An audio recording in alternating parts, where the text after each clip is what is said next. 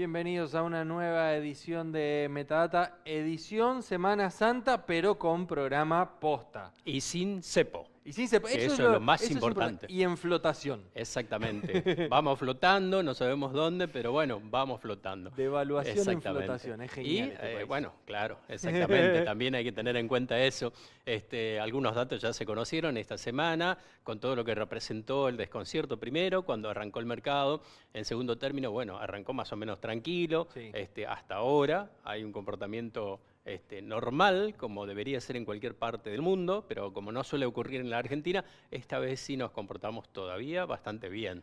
Recordemos que el viernes pasado el gobierno nacional anunció, bien entrada la noche, esperaron a que termine Metadata, Sí, y después de eso exactamente. el ministro de Economía y el presidente de la Nación anunciaron un acuerdo de la Argentina con el FMI, pero anexado a eso el levantamiento del cepo cambiario y la modificación del sistema cambiario. Se cortó esto del crawling peg y el dólar fijado oficial y pasamos a un sistema de flotación, una banda de flotación entre los 1.000 y los 1.400 pesos, donde viene ahí fluctuando no tanto, quedó bastante estable por lo menos el dólar en los primeros días de la semana, en los primeros días hábiles de la semana. En una semana corta, hay que decirlo, Sí. en una semana tranquila, porque la de la Semana Santa, estos 3 días no es una semana muy ágil. La semana que viene es la semana que va a estar un poco más caliente y a la que va a haber que prestarle atención, pero ya hay algunas cuestiones para empezar a analizar y que vamos a analizar en un ratito nomás en este programa, porque entre lunes y martes en el mercado comercial empezaron a pasar un montón de cosas relacionadas con estos cambios en el dólar. Sí, de hecho uno hablaba, por ejemplo, con cualquier comerciante y decía, bueno, esperemos a ver qué pasa, todavía no hay señales de modificaciones de precios, eso el primer día. En el segundo día ya empezó a modificarse y ya se habló incluso de un incremento que oscilaría entre el 6 y 10% de algunos productos de la canasta básica y también aspecto referido a los elementos que necesitamos en materia de construcción y demás. O sea, va a haber novedades, así que hay que estar muy atento y también quienes, tanto los comerciantes como quienes proveen del producto, están muy atentos a cómo se comporta justamente este reabastecimiento que va a suceder en los próximos días. Algunos detalles de lo que pasó en estos días en materia de precio, por ejemplo, alimentos y bebidas oscilan entre un 6 y un 10%, lo que los comercios dicen que están anunciando los distribuidores. Sí. En materia de construcción, hierro y chapa, entre un 8 y un 12%. El lunes se vendió sin precio, me decía alguien que se dedica al rubro. El lunes los distribuidores, digamos, las fábricas vendieron a los revendedores sin precio. Le dijeron, te vendo, te anoto, te mando, pero después de las 5 de la tarde te puedo decir cuánto va a salir. Claro. Bueno, a partir de las 5 de la tarde, 5 y media del lunes, lista de precio, entre 8 y 12% de aumento según la empresa. Ferreterías, de un 3 a un 6%, esto clavos, tornillos, claro, tarugos, digo, porque tienen algunos componentes importados. Ahora, cuando te vas a herramientas de mano y eléctrica, las nacionales no tuvieron cambios, pero las importadas entre un 8 y un 12% dependiendo la marca. Así que claramente esto va a trasladarse a la inflación del mes de abril. Veremos después, mayo, junio y julio, cómo se sigue moviendo, pero esto que por ahí en las primeras horas se planteó desde el gobierno, que incluso lo dijo el presidente en alguna entrevista a principio de semana, de que no iba a haber un fogonazo de inflación, bueno, nadie le avisó eso a los comerciantes, porque la van a hacer sentir. Bueno, de hecho, lo mencionábamos aquí también la semana pasada, se había hablado de una proyección de casi el 30%, después se bajó en un 23% más o menos, y esto recién empieza, estamos hablando de una semana, como decíamos, muy corta, en el que ya se producen estos porcentajes de incremento que en definitiva impacta en el consumidor. Sí, y que es directamente el aumento del dólar, porque el dólar en ese primer salto entre el lunes y entre el recorrido del lunes, porque martes ya se mantuvo fijo en 1.230, ese salto de 1.095 donde estaba 1.230 fue del 12% más o menos, 12,9%, y ahí todo el mundo empezó a marcar listas, veremos cómo sigue. Pero, ¿todo eso para qué? Para que el fondo nos preste plata. Así es. Es una de las condiciones que le puso el Fondo Monetario Internacional, que el martes a la tarde le mandó a la Argentina 12.000 millones de dólares, y por primera vez en mucho tiempo las reservas del Banco Central dejaron de estar en negativo, pasaron a estar a 6.000 millones de dólares en positivo. Y ese acuerdo que firmó Argentina y que se anunció el viernes pasado tiene una serie de condiciones y 9 de esas, que son por ahí las más resonantes, las más importantes, son las que vamos a ver en este momento. Y después negociamos. Si usted me presta un poquito, yo también voy a tener algo de Bueno, reserva. Bueno, eso sí, ¿no? 9 puntos claves del acuerdo de Argentina con el FMI. Reforma impositiva. El gobierno se comprometió en reducir la cantidad de tributos y eliminar impuestos distorsivos. A lo largo de este año, para diciembre, tiene que haber un plan. Es lo que le prometió el gobierno al Fondo Monetario. Cambios en legislación laboral, flexibilización en la negociación de salarios, simplificación de la finalización de vínculos. 2 temas que venían ya en agenda, ¿no? Sí. Sistema jubilatorio, presentar al Congreso un diagnóstico y posible revisión del sistema de pensiones para fines del año que viene. Es un gran tema. Acá hay una clave. Sí, porque posiblemente, bueno, a los 80 años sigamos esperando jubilarnos. Si es que se cumple con el pedido y esto tiene que pasar por el Congreso, etcétera, etcétera, porque tiene que reformarse mediante una ley. Así es. Subsidios a la energía, el fin de la segmentación, y esto nos va a pegar en el bolsillo de lleno a lo largo de este año. El fin de la segmentación según poder adquisitivo y dejar un solo registro de gente o de hogares de bajos recursos, de bajos ingresos, que son los únicos que van a estar subsidiados. El resto, agárrate mamita. Gasto social completará en diciembre un sistema de indicadores sociales para unificar la información y base de datos. Esto es asignación universal por hijo, básicamente, y pensiones. Y la primera que se cumplió al pie de la letra, que es la finalización del cepo, terminar con las restricciones y establecer una banda de flotación para los dólares. Y por supuesto, el objetivo principal del Fondo Monetario Internacional, que es que Argentina pueda acumular reservas. Reservas netas para fin de este año, 4.000 millones. Pero para el 2029, 19.000 millones de dólares tiene que tener la Argentina en reservas netas para cumplir con lo que solicita el Fondo Monetario Internacional. Hoy, con los 12.000 millones que llegaron el martes, hay 6.000 millones en positivo. Sí, ahí vemos otro datito que tiene que ver con el tema de proceso de privatización y en ese marco podemos tirar un dato que ha dicho también el presidente de la Nación, que a mediados del próximo año se pondría fin al tema de la inflación, que es un tema muy esperado también.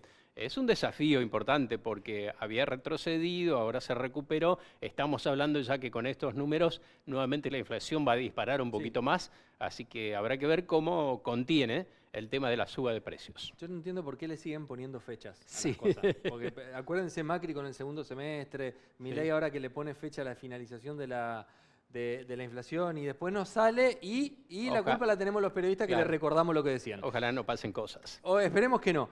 ¿Escuchamos a un especialista? ¿Cómo no? Vamos a escucharlo a Nas. Sí, economista aquí de la provincia de Misiones, además docente, nos explica justamente esto.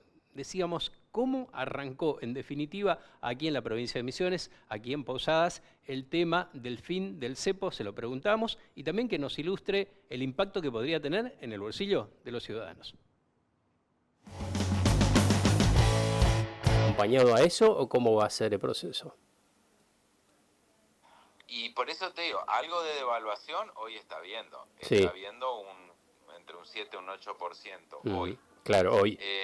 En este momento.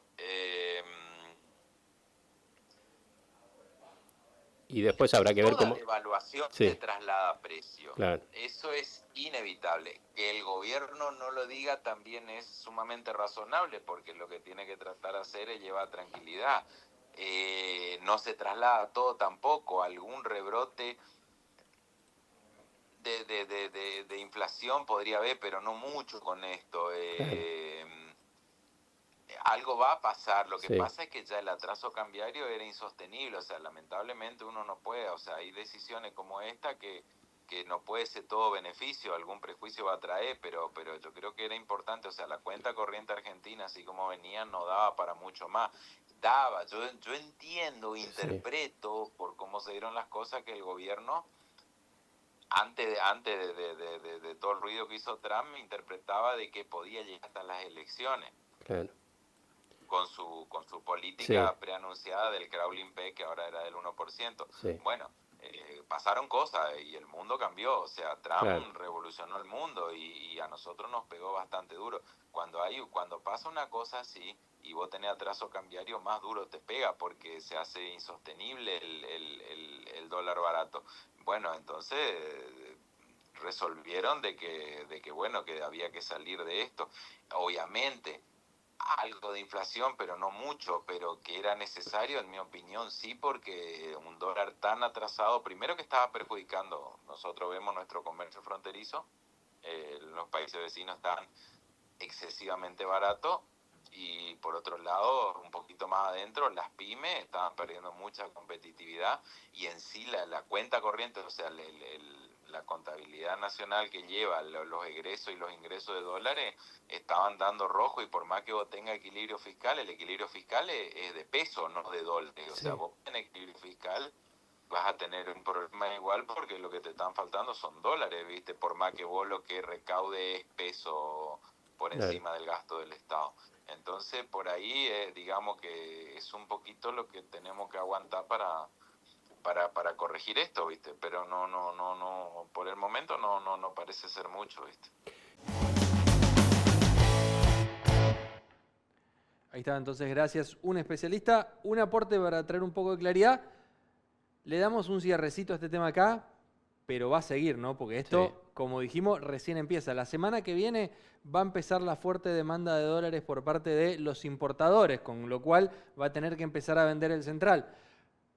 El gobierno quiere y salió a exigir esta semana que los exportadores empiecen a liquidar granos. Estamos en época de inicio de cosecha de soja y de otros granos. El gobierno quiere que liquiden porque necesita los dólares de esas exportaciones. Que hay que darle la derecha al gobierno, es cierto lo que dice. El gobierno había dicho, miren que hay un plazo de finalización del tema de las retenciones en baja. Vamos a volver con las retenciones. Yo estaba releyendo un poquito lo que fue en su momento el comunicado oficial y donde dice, bueno, eso se va a terminar y Milei le dice, bueno, apúrense porque, bueno, además necesita dólares a terminar de rematar y en definitiva de la producción. En el campo están diciendo otra cosa, en el campo están diciendo, ahora está flotando el dólar. Claro. Si yo hago el cálculo, vender hoy la exportación te da por cada dólar 1.140 pesos. 1.160 pesos, perdón. La semana pasada, con el dólar oficial, con el cepo y con todo, daba 1.140. Lo que dice es, me mejoraron 20 pesos. Este valor del dólar, al del campo dice que no le conviene. Con lo cual, es posible que empiece un forcejeo acá, retener la exportación, retener los granos hasta que el dólar suba un poquito más y ahí sí salir a venderlo. Así que se viene un juego de tira y afloje típico en la economía normal del mundo, pero que en este país puede terminar quién sabe en qué cosa. Y si se modifica eso, ya tú sabes, como dicen, ¿quién va a ser el perjudicado nuevamente? Sí, somos siempre lo mismo. ¿Qué tenemos para el resto del programa de hoy? Vamos a tener la segunda parte de lo que fue la entrevista de la semana pasada con Hugo Escalada en el tema de la madera en Misiones. Vamos a hablar de cómo está el sector, vamos a hablar de lo que se viene hacia adelante, de lo que se está proyectando. Cuestiones muy interesantes que quedaron pendientes para esta segunda parte. Y algo también para tener muy en cuenta de cómo se viene la inteligencia artificial, cómo se va a aplicar, cómo ya se está aplicando en la justicia. De hecho, hubo una cumbre en Roma y ahí tuvimos a alguien que nos representó, no solamente aquí a Misiones, sino a la región. Justamente el juez Jiménez estuvo en Roma en medio de aquella salud delicada del Papa. Que justamente él decía, lástima que no lo pudimos tener presente, como siempre estuvo en esos encuentros donde participaba, pero lo cierto es que la inteligencia artificial, ¿cuáles son las medidas para tener en cuenta de su aplicación? ¿Qué rol va a seguir manteniendo el juez sobre todo? Y por sobre todo también hablamos de lo que representa o representó Roma en esos días delicados en cuanto a la salud del Papa. Y después vamos a tener también un filósofo con nosotros, Carlos Bauer, charlando un poquitito de política regional, ¿no?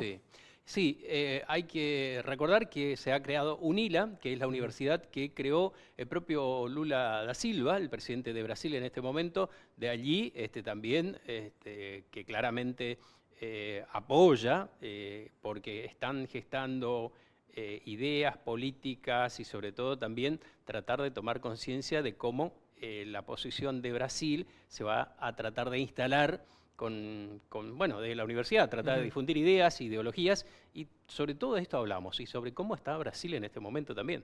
Bien, antes de despedirnos, déjenme mandarle saludos a Roberto Máger y familia, representantes en misiones de Bodegas Antigal, que se está sumando en las próximas semanas a acompañar a Metadata. Están por acá abajo los 2 vinitos de la Bodega Antigal, realmente recomendable. Probé el uno, un espectáculo. Así que le recomiendo, estoy madurando, estoy empezando a tomar vino. Muy bien. Estoy haciendo grande.